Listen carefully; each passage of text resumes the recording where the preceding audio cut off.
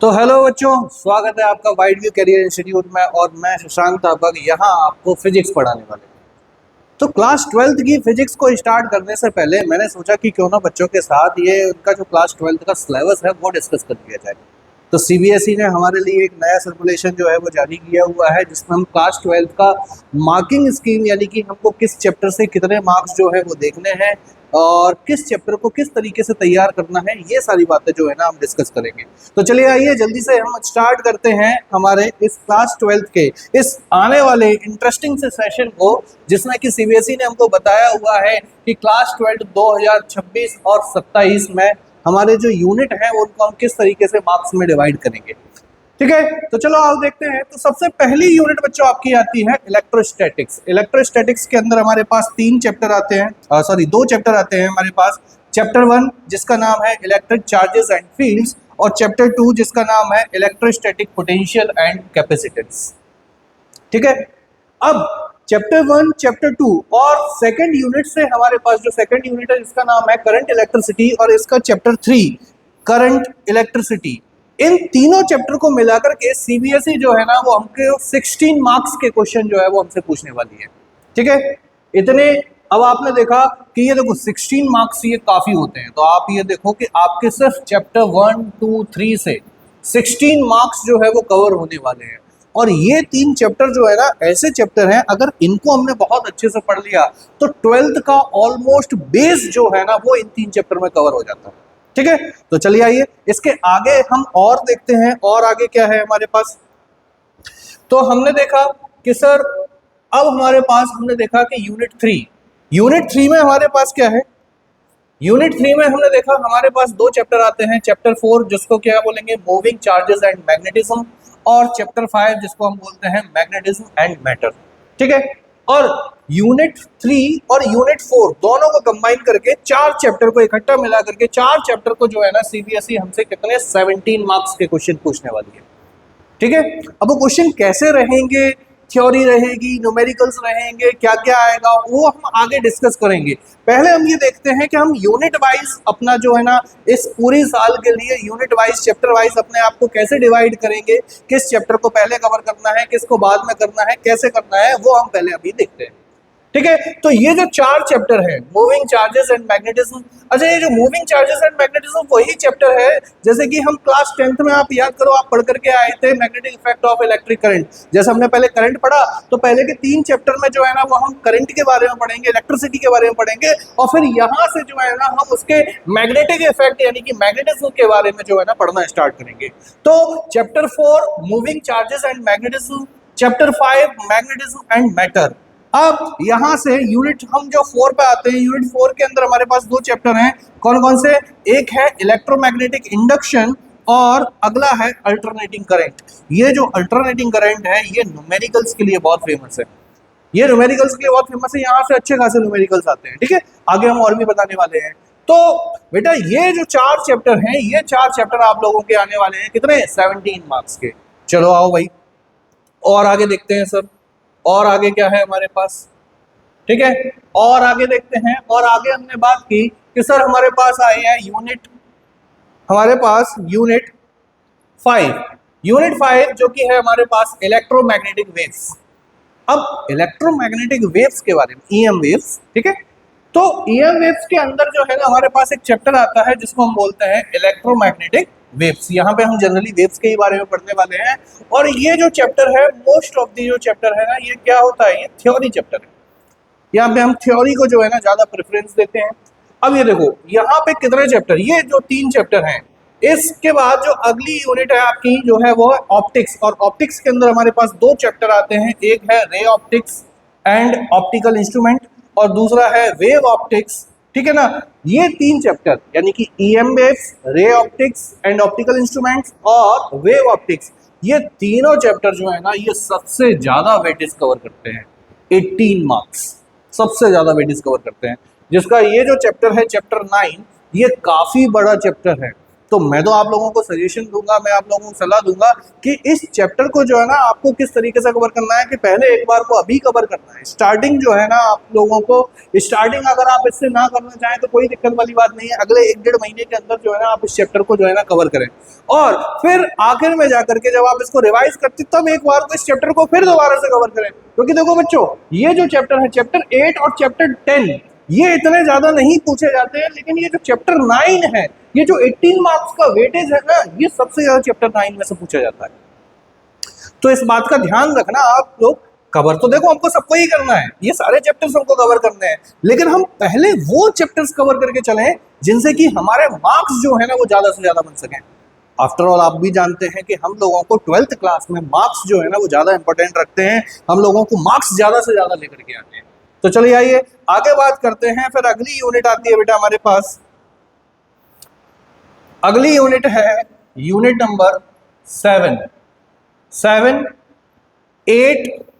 7 और 8 को दोनों को कंबाइन करके हमारे पास फिर से 3 चैप्टर आते हैं। और वो 3 चैप्टर कौन कौन से हैं? 7 के अंदर आता है, यहां पर हमारे पास आता है dual nature of radiation and matter. ठीक है, यहां पर हम डुअल नेचर ऑफ लाइट के बारे में पढ़ेंगे।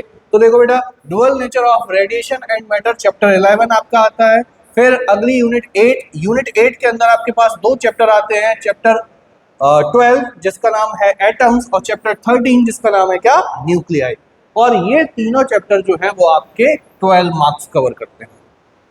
ठीक है, अब अच्छा मैं इसमें एक बात और बताता हूं, ये तीनों चैप्टर 11, 12, 13, ये तीनों चैप्टर जो है ना थ्योरेटिकल चैप्टर हैं, न्यूमेरिकल्स बहुत कम हैं इसमें, या इवन है भी तो उतने ज्यादा टफ नहीं है जैसे कि हमारे आगे वाले चैप्टर्स में है। और साथ ही साथ में ये 12 मार्क्स कवर करते हैं। तो और ये सिंपल होने की वजह से ज्यादातर बच्चे जो है, प्रीवियस एक्सपीरियंस जो मैं आपको बता रहा हूँ, ज्यादातर बच्चे जो है ना ये चैप्टर 11, 12, 13, 14 ये इन चैप्टर्स को पहले कवर करते हैं ताकि उनको जो है ना पासिंग मार्क्स में कोई दिक्कत नहीं। अब जैसे कई सारे बच्चे ऐसे होते हैं ना जो ब्रिलियंट होते हैं भाई, 95 लेकर के आ रहे हैं, 96, 98 लेकर के आ रहे हैं, लेकिन कुछ बच्चे मेरे ऐसे भी होते हैं जिनको ना पास होने में बहुत ज्यादा दिक्कत होती है। बोले सर कुछ ऐसा बता दो कि जिससे पास हो जाए, बोले सर कुछ ऐसे क्वेश्चंस बता दो जिससे कि हमको क्या हो जाए, श्योरिटी मिल जाए कि हम पास हो जाएं।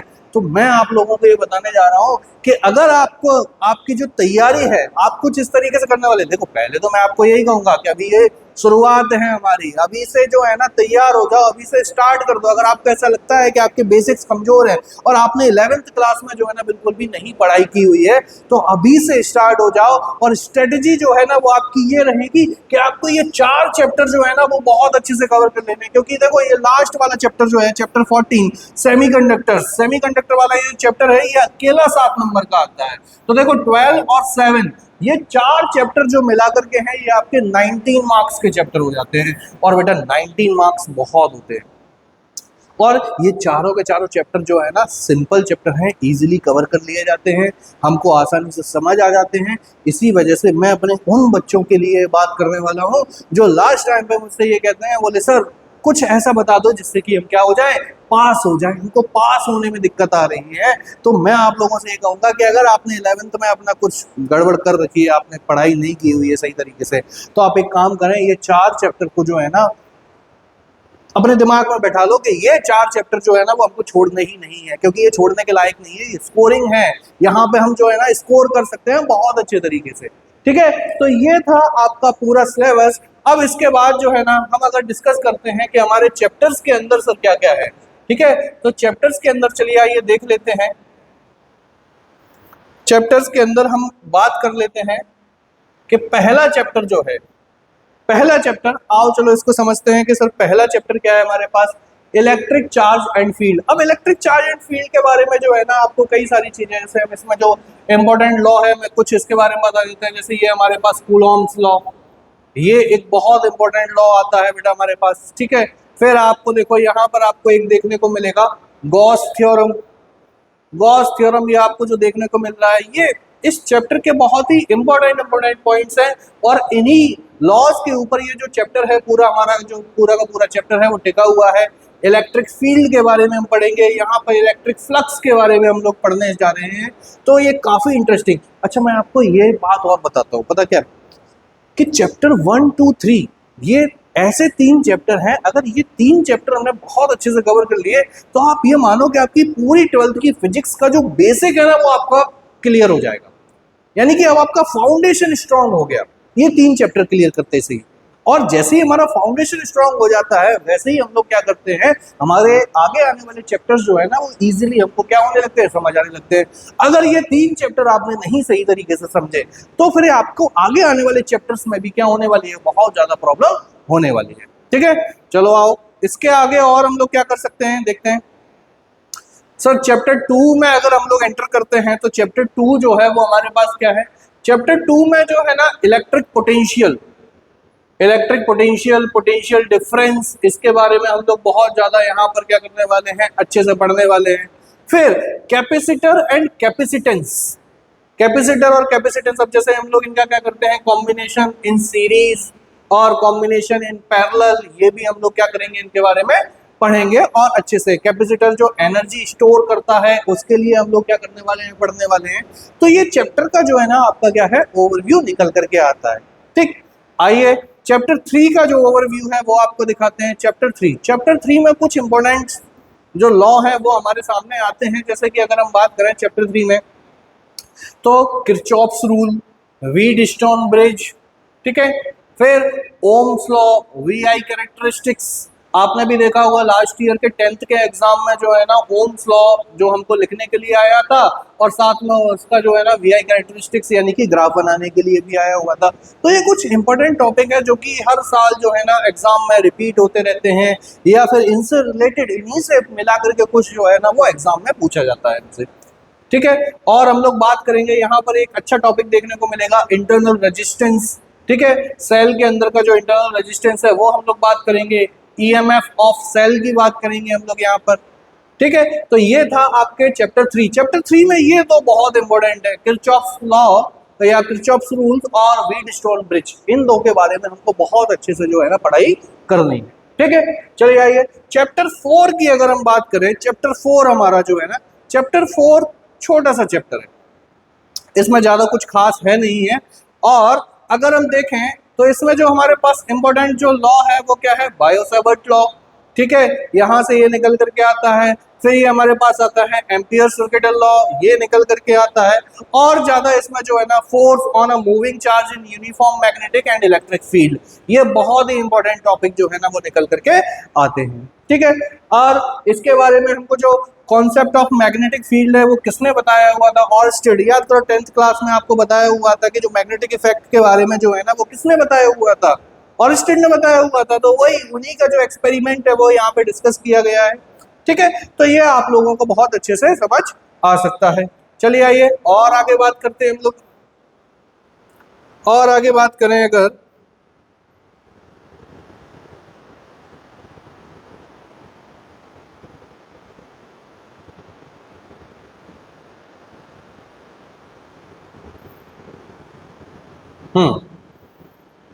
देखिए, फिर यहां पर हमारे पास आता है force on A current carrying conductor in a uniform magnetic field, ये निकल करके आता है।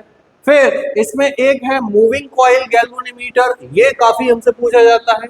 ठीक है, ये जो टॉपिक है ये हमसे जो है ना काफी ज्यादा पूछे जाते हैं और इनसे रिलेटेड काफी अच्छे अच्छे क्वेश्चंस बनते हैं। अब आते हैं चैप्टर 5 की तरफ कि चैप्टर 5 जो है वो क्या है, magnetism and matter. Magnetism and matter जो है ना इसके कई सारे कॉन्सेप्ट जो है ना वो आपको सिमिलर देखने को मिलेंगे आपके चैप्टर 1 की तरह। ठीक है, जैसे कि आओ समझते हैं क्या क्या है। जैसे वहां पर हमने बात की थी किसके बारे में, इलेक्ट्रिक फील्ड के बारे में, यहां पर हम बात करेंगे किसके बारे में, मैग्नेटिक फील्ड के बारे में। वहां पर हमने बात की थी इलेक्ट्रिक डाइपोल के बारे में, यहां पर हम लोग बात करेंगे किसके, मैग्नेटिक डाइपोल के बारे में।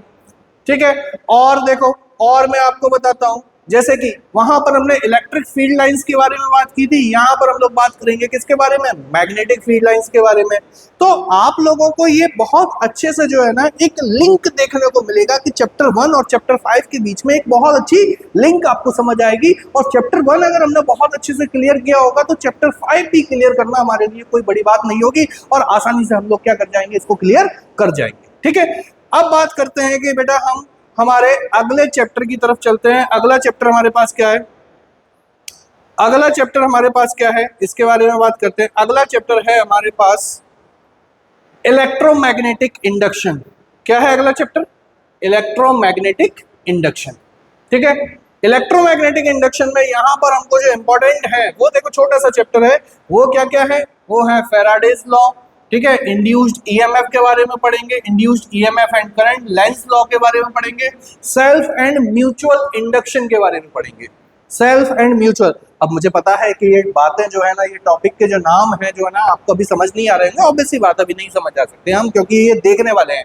मैं केवल और केवल आपको सिर्फ इतना समझाने की कोशिश कर रहा हूँ कि हमारे चैप्टर्स के अंदर क्या क्या है और किस तरीके से हमको प्लानिंग करनी है, ताकि हम जो है ना हमारे 12th के चैप्टर्स को सही टाइम पर खत्म कर सकें, इनको प्रॉपर रिवाइज कर सकें और अच्छे से अच्छे मार्क्स को क्या कर सकें, स्कोर कर सकें।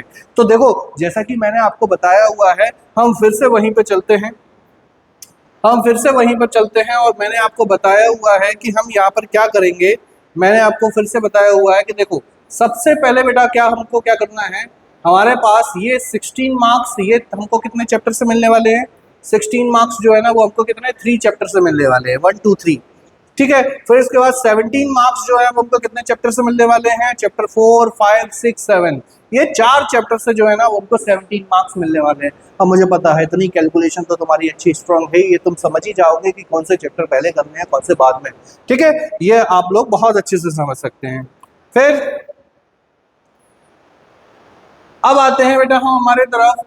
अब हमने देखा कि चैप्टर 8 9 10, ये देखो सबसे ज्यादा वेटेज कवर करता है चैप्टर 8 9 10। ठीक है, सबसे ज्यादा वेटेज कवर करता है चैप्टर 8 9 10, कितने? 18 मार्क्स कवर करता है। फिर ये हमारे पास चैप्टर 11 12 13, ये 12 मार्क्स कवर करता है।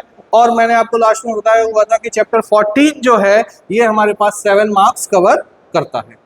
ठीक है, ये हमारे पास 7 मार्क्स कवर करता है। तो ये था आपके क्लास 12th का सिलेबस फिजिक्स का जो है ना एक ओवरव्यू था, जिसको कि देख करके आप समझ सकते हैं कि हमको किस तरीके से अपनी पढ़ाई करनी है, क्या क्या स्ट्रेटजी बनानी है। काफी लंबा सिलेबस होता है। और अब सीबीएसई ने पता क्या कर दिया है, सीबीएसई ने एक तरीके से कॉन्सेप्चुअल बेस को बढ़ा दिया है। सीबीएसई खुद कहती है कि बच्चा जो है ना जितना भी कुछ पढ़े, जितना भी कुछ समझे, लेकिन उसके कॉन्सेप्ट्स बहुत अच्छे से क्लियर होने चाहिए। उसको मतलब नहीं है कि बच्चा बहुत लंबी कैलकुलेशन, आईआईटी जैसा कैलकुलेशन कर पा रहा है या नहीं कर पा रहा है। ये मैं बोर्ड्स के लिए बात कर रहा हूँ, आईआईटी के लिए बात नहीं कर रहे अभी हम। बोर्ड्स में जो है ना सीबीएसई ये देखती है कि बच्चे के कॉन्सेप्ट क्लियर है या नहीं है। तो आपको बहुत लंबी लंबी आईआईटी वाली कैलकुलेशंस में नहीं फंसना है। अगर आपको सिर्फ और सिर्फ बोर्ड्स की प्रिपरेशन करनी है तो आपको कॉन्सेप्ट की तरफ ध्यान देना है। आपके कॉन्सेप्ट क्लियर होने चाहिए, क्योंकि वो कॉन्सेप्ट से निकाल करके कोई ना कोई एक अच्छा सा क्वेश्चन बनाएंगे जिसमें कि आप लोग जो है ना फंस जाते हैं। ठीक है, और अगर एमपी बोर्ड वाले बच्चे हैं, एमपी बोर्ड वाले बच्चे अगर हमारा ये वीडियो देख रहे हैं, तो बच्चों अब बहुत अच्छे से पढ़ना स्टार्ट कर दो। इस बात का बहुत अच्छे से ध्यान रखो, क्योंकि आपने देखा है ये पिछली साल वाला अभी जो लास्ट रिसेंट पेपर हुआ था, केमिस्ट्री का पेपर हुआ था, आप लोग जानते ही हैं।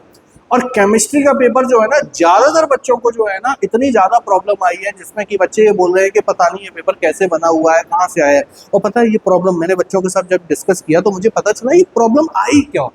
ये प्रॉब्लम सिर्फ इसलिए आई क्योंकि ये जो ज्यादातर बच्चे जो होते हैं ना, जो सिर्फ इसलिए टिके रहते हैं। एमपी बोर्ड में ज्यादातर बच्चे क्या करते हैं कि सर हम एक काम करेंगे, हम सर अभी नहीं पढ़ते, हम लास्ट में सर जो आप हमको इंपॉर्टेंट क्वेश्चन बताएंगे या फिर हमको जो इंपॉर्टेंट सीरीज जो भी आप बताएंगे वो हम डिस्कस कर लेंगे, उनको हम पढ़ लेंगे और हम पास हो जाएंगे। और एमपी बोर्ड भी जो है ना अब सीबीएसई की तर्ज पर जाने वाला है। एमपी बोर्ड भी ये कहता है कि बच्चों अपने कॉन्सेप्ट क्लियर करो।